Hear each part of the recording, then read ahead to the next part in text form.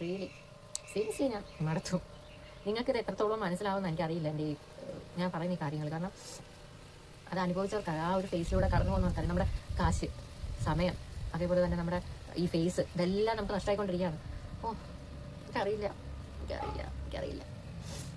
ഞാനിപ്പോൾ ഇങ്ങനെ വീഡിയോ ചെയ്യുന്നത് എല്ലാവർക്കും കൂടെ ഉള്ള റിപ്ലൈ ആയിട്ടോ. അതായത് ഈ ബോഡി ഷേമിങ് നടത്തുന്ന ആൾക്കാരെ അപ്പോൾ ഞാൻ മെയിൻ ഫോക്കസ് ചെയ്ത് വെച്ചിരിക്കുന്നത്. കാര്യം ഒരാൾ മെലിയുന്നതും ഒരാൾ തടിക്കുന്നതും ഒക്കെ പല പല റീസൺസ് കൊണ്ടാണ്. അല്ലാതെ ആഹാരം കഴിക്കാത്തത് കൊണ്ടോ അല്ലെങ്കിൽ ആഹാരം തോനെ കഴിച്ചത് കൊണ്ടോ ഒന്നും അല്ല. അപ്പോൾ അതിൻ്റെ മെയിൻ 2 എക്സാമ്പിൾസ് പറയാനാണ് ഞാൻ എന്നെ തന്നെ എക്സാമ്പിൾ പറയാനാണ് ഇരിക്കുന്നത്. ഫസ്റ്റ് ഓഫ് ഓൾ, എന്നെ നേരത്തെ അറിയുന്ന ആൾക്കാർ, നേരത്തെ തൊട്ട് എന്നെ പരിചയമുള്ള ആൾക്കാർ ചോദിക്കുന്ന കാര്യമാണ് എന്നെ കാണുമ്പോൾ ഇപ്പോൾ എൻ്റെ കുട്ടിയെ നിനക്കിത് എന്താ പറ്റിയത് എന്നുള്ളത്. കാരണം ഞാൻ അത്രയും ക്ഷീണിച്ചു. അതായത് എൻ്റെ ശരീരം ക്ഷീണിക്കാനുള്ള റീസൺ എനിക്ക് നല്ല ഹൈപ്പോതൈറോയിഡിസം ഉണ്ട്. അതായത് എനിക്ക് പ്രഗ്നൻസിയിൽ വന്ന തൈറോയിഡാണ്. അപ്പം ആഫ്റ്റർ ഡെലിവറി സാധാരണ പ്രഗ്നൻസിയിൽ വരുന്നതെല്ലാം മാറുമല്ലോ. ഞാനും അങ്ങനെ മാറുമെന്ന് കരുതിയിരുന്നു. പക്ഷേ അറിയില്ല. അങ്ങനെ മരുന്ന് കഴിക്കാനും ചെക്ക് ചെയ്യാതെ ഇരുന്ന് എബൌട്ട് 20 ആയി. അങ്ങനെ പിന്നിപ്പോൾ മരുന്ന് കഴിച്ച് കുറച്ച് വരുന്നു. അതാണ് ഞാൻ എൻ്റെ ശരീരം ക്ഷീണിക്കാനുള്ള കാര്യം. അല്ലാതെ ഞാൻ ആഹാരം കഴിക്കാത്തത് കൊണ്ടോ കാര്യങ്ങളൊന്നുമല്ല. പിന്നെ 2, എൻ്റെ ഫേസ് ഇങ്ങനെ ചുട്ടിപ്പോയത്. അതിൻ്റെ റീസൺ എന്താണെന്ന് ഞാൻ നല്ല വ്യക്തമായിട്ട് പറഞ്ഞുതരാം. കാരണം നാളെ നിങ്ങളാരും അങ്ങനെയുള്ള ചതിക്കുഴികളിലും ഈ ഇതിലൊന്നും അബദ്ധത്തിലൊന്നും പോയി ചാടാതിരിക്കാൻ വേണ്ടിയിട്ടുണ്ടോ. എനിക്ക് പറ്റിയൊരു അബദ്ധം ആർക്കും എനിക്ക് പറ്റരുത്. അതായത് ഇപ്പം നേരത്തെ അറിയുന്നവർക്കൊക്കെ അറിയാം, ഞാൻ ബോഡി ബിൽഡിംഗ് കോമ്പറ്റീഷൻ ഇറങ്ങുന്ന ഒരു പേഴ്സണായിരുന്നു. അപ്പം ഈ നമ്മൾ ഈ കോമ്പറ്റീഷൻ ഇറങ്ങുന്ന സമയമൊക്കെ ആകുമ്പോഴത്തേക്കും സ്വാഭാവികമായിട്ട് നമ്മുടെ കവളൊക്കെ ഒന്ന് ചൊട്ടും. വർക്കൗട്ടിൻ്റെതും ഡയറ്റിൻ്റെ ഇതൊക്കെ ആയിട്ട് കവളൊക്കെ ഒന്ന് ചൊട്ടും. അപ്പോൾ കവളിങ്ങനെ ചുട്ടുമ്പോഴത്തേക്കും നമ്മുടെ ഈ പല്ലൊക്കെ ഒന്ന് പ്രൊജക്റ്റ് ചെയ്ത് നിൽക്കും. അത് എൻ്റെന്നല്ല, ഈ കോമ്പറ്റീഷൻ ഈ ഫീൽഡിൽ നിൽക്കുന്നവർക്കെല്ലാം മനസ്സിലായി, എല്ലാവരുടെയും അങ്ങനെയൊക്കെ തന്നെയാണ്. അപ്പം നമ്മുടെ അമ്മമാർക്കൊന്നും ഇതിനെപ്പറ്റി വലിയ ധാരണയില്ലല്ലോ. അപ്പം എൻ്റെ അമ്മയ്ക്ക് അങ്ങോട്ട് പറ്റുന്നില്ല. പല്ല് പൊങ്ങി എന്ന് പറഞ്ഞാൽ എന്നെ അങ്ങ് ഭയങ്കര ഇതായിരുന്നു.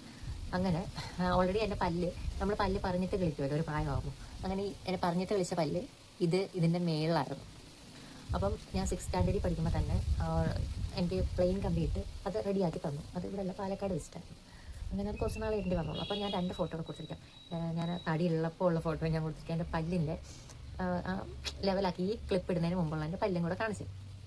അപ്പം അങ്ങനെ അമ്മയുടെ ശല്യപ്രകാരം ഈ കായംകുളത്തുള്ള അത്യാവശ്യം എക്സ്പീരിയൻസ്ഡ് ആയിട്ടുള്ള നല്ല മൂത്ത ദന്തസ്മാരെല്ലാം പോയി കണ്ടു. എല്ലാവരും ഒരേ വാക്കിൽ പറയുന്നത് ഇത് ക്ലിപ്പിട്ടാൽ നേരെ ആവണ പല്ലല്ല. എനിക്ക് പല്ലിന് പൊന്തിച്ചില്ല. എൻ്റെ ഈ ഭാഗം ഉണ്ടല്ലോ, അതായത് സിമ്പിളായിട്ട് പറഞ്ഞാൽ ഈ താഴത്തെ പല്ലുണ്ടല്ലോ, അത് ഉള്ളിലാണ് നിൽക്കുന്നത്. അതായത് നോർമലി ഉള്ള പേഴ്സണൽ വെച്ചിട്ട് അകത്തോട്ട് ഒരുപാട് തള്ളിച്ചാണ് നിൽക്കുന്നത്. അപ്പം സ്വാഭാവികമായിട്ടും താഴത്തെ പല്ല് ഉള്ളിലേക്ക് നിൽക്കുമ്പോൾ മേളത്തെ പല്ലിന് പ്രൊജക്റ്റ് ചെയ്ത് ഇങ്ങനെ ഫീൽ ചെയ്യുന്നത് അങ്ങനെ പൊന്തിച്ചുണ്ട് എന്നുള്ളത്. അപ്പം ഇത് സർജറി ചെയ്ത് ഈ ഭാഗം ഫ്രണ്ടിലോട്ട് വെച്ചാൽ മാത്രമേ അത് മാറത്തുള്ളൂ. അല്ലാതെ ഇത് നമുക്ക് ക്ലിപ്പിട്ടത് കൊണ്ടൊന്നും ഒരു ഗുണമില്ല, ക്ലിപ്പ് ഇടാന്നല്ല. അപ്പം 3-4 ഡോക്ടറെ കണ്ടോ. 3-4 ഡോക്ടറെ കണ്ടപ്പോൾ ഇവരെല്ലാം ഈ സെയിം കാര്യം തന്നെയാണ്. സ്വാഭാവികമായിട്ടും ഫേസിൽ സർജറി ചെയ്യുക എന്ന് പറയുമ്പം എനിക്ക് ഭയങ്കര കോൺഫിഡൻസ് കുറവായിരുന്നു കേട്ടോ. കാരണം എനിക്ക് പേടി, കോൺഫിഡൻസ് ഇല്ലായ്മയല്ല, പേടി. അങ്ങനെ വേണ്ടാന്നുള്ളൊരു മട്ടിൽ ഇങ്ങനെ ഇരുന്നപ്പോഴാണ് കുറേ പേരുടെ സജഷൻസ് ഒക്കെ വെച്ചിട്ട് നമ്മുടെ പുല്ലമങ്ങരയിൽ ഡോക്ടർ ആരാ എന്താ ക്ലിനിക്കിൻ്റെ പേര് ഒന്നും ഞാൻ പറയുന്നില്ല. കാരണം ആരെയും വ്യക്തിഹത്യ ചെയ്യാൻ ഞാൻ ഒട്ടും താല്പര്യപ്പെടുന്നില്ല. അപ്പം അവിടെ ചെന്നപ്പം എന്തായാലും നമ്മൾ മറ്റൊരു ഡോക്ടറെ കാണാൻ ചെല്ലുമ്പോൾ എന്തായാലും പറയുമല്ലോ ഇന്ന ഡോക്ടർ എന്തോ പറഞ്ഞെന്നുള്ളത്.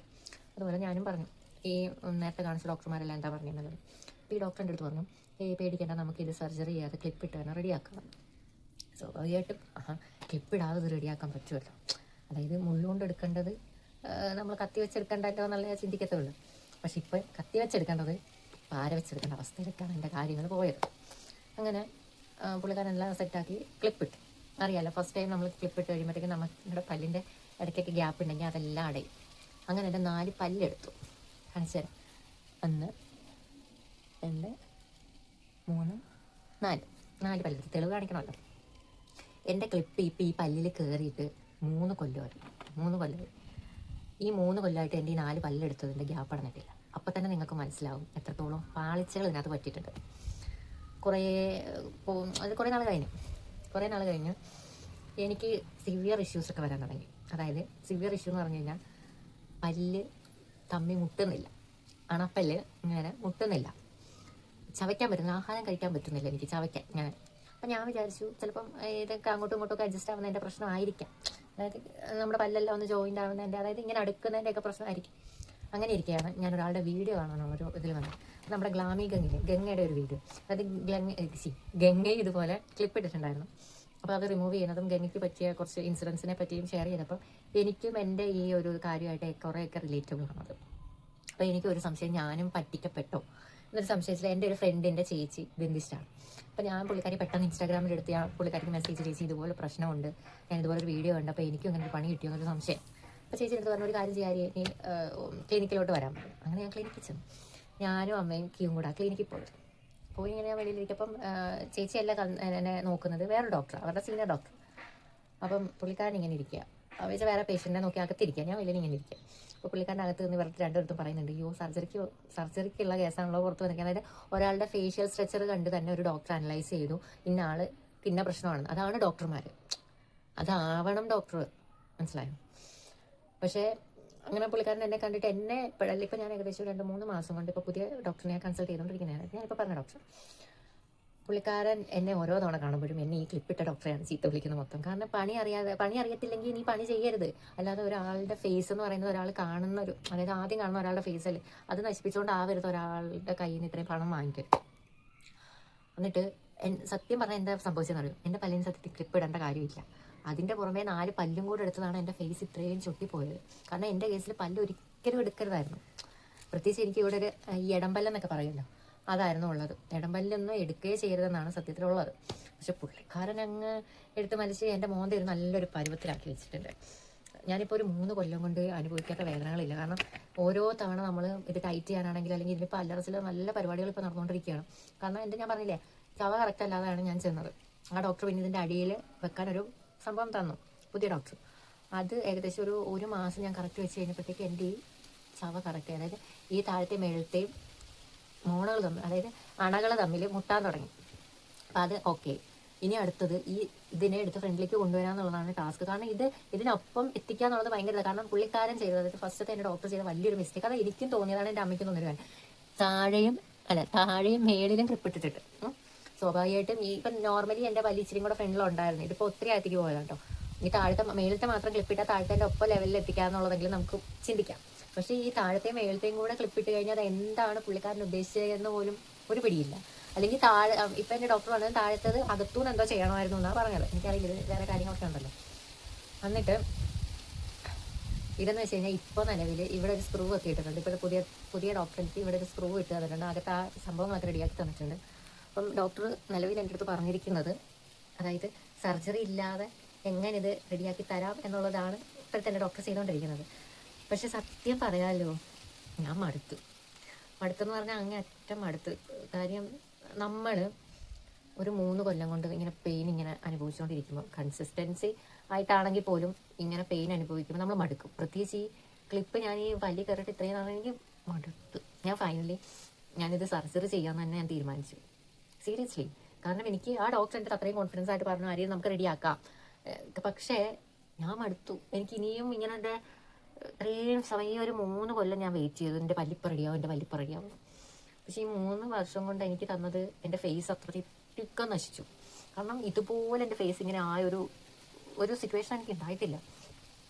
അപ്പം ഞാൻ ഡോക്ടറിൻ്റെ അടുത്ത് പറയാൻ വേണ്ടി, പിന്നെ ഞാൻ ഇപ്പം കൺസൾട്ടേഷന് പോയില്ല. അപ്പം ഞാൻ പറയുന്നില്ല എനിക്ക് സർജറി മതിയെന്ന്. കാരണം എടുത്ത് വെച്ച് കഴിഞ്ഞാൽ പിന്നെ പണിയില്ലല്ലോ, ഈ സാധനം എൻ്റെ വായിൽ നിന്ന് ഊരി കളയാമല്ലോ. എനിക്ക് പറയാനുള്ളത്, നിങ്ങൾ ഒരു ഡോക്ടറിനെ കൺസൾട്ട് ചെയ്യുമ്പോൾ, ഇപ്പം കല്യാണ ചേച്ചി പുള്ളിക്കാരി ഇതുപോലൊരു ഡോക്ടർ കോസ്മെറ്റോളജി ഡിപ്പാർട്ട്മെൻറ്റിലങ്ങാണ്ട് പോയപ്പോൾ ഇതുപോലൊരു സംഭവം ഉണ്ടായി. നമ്മൾ പോകുന്ന ഡോക്ടർമാരുണ്ടല്ലോ, പ്രത്യേകിച്ച് ഈ സ്കിന്ന്, നമ്മുടെ മുഖത്ത് ഇതായിട്ടുള്ള മുഖത്തൊന്നല്ല, നമ്മുടെ ശരീരവുമായിട്ട് ബന്ധപ്പെട്ട് ഏതൊരു ഡോക്ടറെ കാണാൻ പോയാലും ശരി, ആരെ കാണാൻ പോയാലും ശരി, അയാൾ നല്ല ക്വാളിഫൈഡ് ആണോ അല്ലെങ്കിൽ അയാൾ ഇതിന് പ്രാപ്തനാണോ എന്ന് നോക്കാം. ഞാൻ ആദ്യം കൺസൾട്ട് ചെയ്തത് സർജനെയാണ്. ആക്ച്വലി ഇത് സർജൻ അല്ല എൻ്റെ കേസ് അറ്റൻഡ് ചെയ്യേണ്ടത്. എന്നാൽ അത് പുള്ളിക്കാരൻ അറിയാം. പക്ഷെ പുള്ളിക്കാരൻ എന്തുകൊണ്ടാണ് അങ്ങനെ ഒരു വള്ളി പിടിച്ച് വെച്ചത് എനിക്കറിയത്തില്ല കേട്ടോ. വള്ളി പിടിച്ച് എനിക്ക് തന്നത്. അതുകൊണ്ട് നിങ്ങളൊക്കെ ശ്രദ്ധിക്കേണ്ട ഒരു കാര്യം, നിങ്ങൾ 3-4 പേരെ കൺസൾട്ട് ചെയ്യുക. അതിൽ ഒരാൾ ഇങ്ങനെ പറഞ്ഞാലും മറ്റൊരാളെ കൺസൾട്ട് ചെയ്യാം. എനിക്ക് പറ്റിയൊരു തെറ്റ്, പുള്ളിക്കാരൻ പറഞ്ഞൊരു കാര്യത്തിൽ ഞാൻ സ്റ്റക്കായി. ഞാൻ അടുത്തൊരാളെ കൺസൾട്ട് ചെയ്തില്ല. അപ്പോൾ ഞാൻ ചിന്തിക്കേണ്ട ഒരു കാര്യം ഉണ്ടായിരുന്നു, എൻ്റെ ഭാഗത്താണ് തെറ്റ്.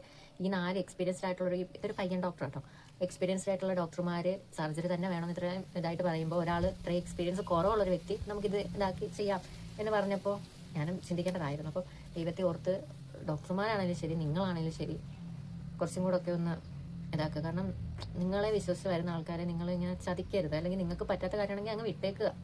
ഇതിപ്പോൾ ഞാൻ എന്തുമാത്രം കണ്ട് സ്ട്രഗിൾ ചെയ്യുന്നുണ്ടെന്നറിയും. എനിക്ക് ഏതൊരു മനുഷ്യൻ്റെയും കോൺഫിഡൻസ് അവരുടെ ഫേസാണ്. അല്ലെങ്കിൽ പോട്ടെ, നമുക്ക് പലർക്കും പല കോൺഫിഡൻസ് ആണ്. ചില ആൾക്കാർക്ക് നല്ല രീതിയിൽ ഡ്രസ്സ് ചെയ്യുന്നതായിരിക്കും, അല്ലെങ്കിൽ ഹെയർ ആയിരിക്കും, അല്ലെങ്കിൽ പല പല ആയിരിക്കും. എനിക്ക് എൻ്റെ ഫേസ് തന്നെയാണ് എൻ്റെ കോൺഫിഡൻസ്. കാരണം എനിക്ക് ഫീൽഡാണ് ജോലി. ഞാൻ ഒരു ദിവസം ഒത്തിരി ആൾക്കാരെ കാണുന്നതാണ്. അപ്പം നമ്മൾ ഒരു ഇതിൽ ചെന്ന് ദാരിദ്ര്യം പിടിച്ചൊരു വീട്ടിൽ നിന്ന് ചെല്ലുന്നൊരു ലുക്ക് അതിനെ കാണുമ്പോൾ തന്നെ. പക്ഷേ എനിക്കല്ലേ അറിയുള്ളൂ എനിക്ക് സംഭവിച്ചത് എന്താണെന്നുള്ളത്. അപ്പം എനിക്കറിയില്ല ഞാൻ ഇതിനകത്ത് ഇനി എന്താ ചെയ്യേണ്ടത്. കാരണം ഞാനിപ്പോൾ ഫൈനലി വന്ന് നിൽക്കുന്നത് സർജറി ചെയ്ത് ഇതെടുത്ത് ഇങ്ങോട്ട് വെക്കുക എന്നുള്ളത്. കാരണം എനിക്കിപ്പോൾ അത്യാവശ്യം എൻ്റെ ഈ ക്ലിപ്പ് ഒരു കളയുക. കാരണം എനിക്കതൊരു ഡിസ്കസ്റ്റിംഗ് ആയി തുടങ്ങിയത്. ഓ എന്തൊരു ഞാൻ എടുത്തു ചാട്ടമാണോ എന്തുവാണെന്ന് എനിക്കറിയാൻ പാടില്ല. ഞാനിവിടെ എൻ്റെ അമ്മയെ ചീത്ത വിളിച്ചോണ്ടിരിക്കുന്നത് എപ്പോഴും. കാരണം അമ്മ കാരണമല്ലേ ഞാൻ ഈ ക്ലിപ്പ് ഇട്ടേറ്റേനും പറഞ്ഞാണ് അമ്മനെ വഴക്കൊണ്ടിരിക്കുന്നത്. മടുത്തു ഞാൻ റിയലി സീരിയസ്ലി ഞാൻ മടുത്തു. നിങ്ങൾക്കിത് എത്രത്തോളം മനസ്സിലാവുമെന്ന് എനിക്കറിയില്ല എൻ്റെ ഞാൻ പറയുന്ന ഈ കാര്യങ്ങൾ. കാരണം അത് അനുഭവിച്ചവർക്ക് ആ ഒരു ഫേസിലൂടെ കടന്നു പോകുന്നവർക്കറിയാം. നമ്മുടെ കാശ്, സമയം, അതേപോലെ തന്നെ നമ്മുടെ ഈ ഫേസ്, ഇതെല്ലാം നമുക്ക് നഷ്ടമായിക്കൊണ്ടിരിക്കുകയാണ്. ഓ എനിക്കറിയില്ല.